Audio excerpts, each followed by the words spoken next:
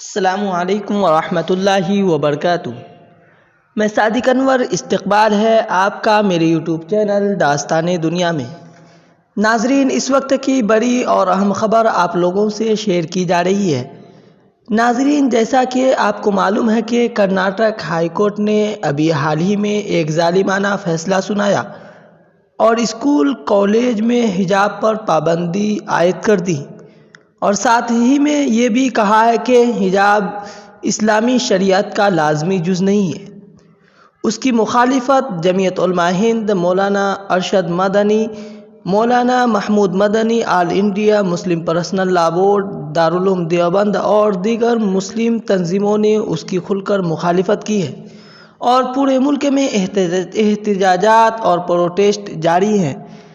ناظرین، اب ایک اور ویڈیو مسکان کی طرح ایک طالب علم کا ویڈیو سوشل میڈیا پر وائرل ہو رہا ہے۔